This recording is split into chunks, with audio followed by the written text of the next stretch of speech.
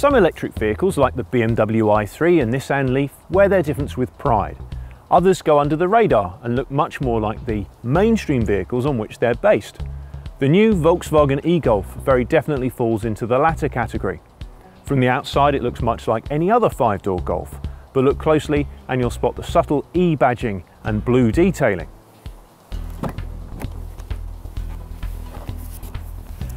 It's the same inside the car, or at least it is until you turn the key and the displays come to life.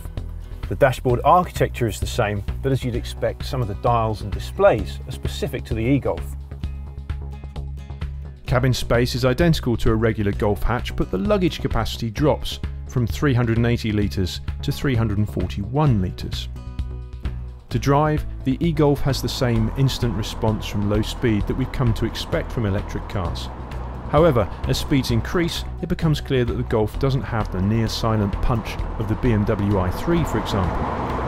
Whereas the i3 has 125 kilowatts and will accelerate from 0 to 62 miles per hour in 7.2 seconds, the e-Golf has 85 kilowatts and takes 10.4 seconds to go from 0 to 62 miles per hour. Performance varies depending on the electric mode selected. Normal gives access to the full power output. Eco drops that to 95 horsepower, while Eco Plus drops it further to 75 horsepower. Top speed also changes from 84 mph to 71 and 56. As the name suggests, Eco Plus gives the longest range. Volkswagen claims up to 118 miles between charges, but you'll have to manage without air conditioning. As with any electric vehicle, in practice the range depends on many factors.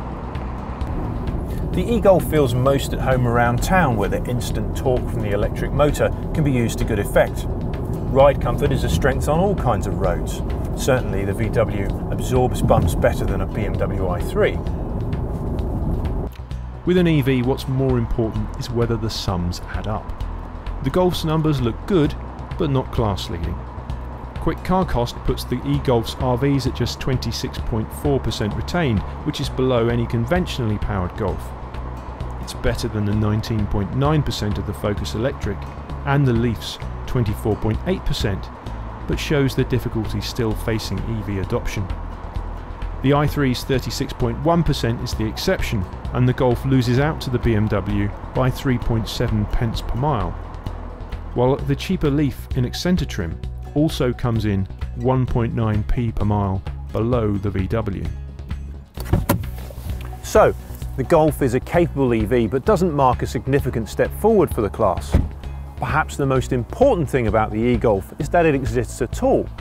If there's an electric version of the Golf, then perhaps that's a sign that electric vehicles have finally moved into the mainstream.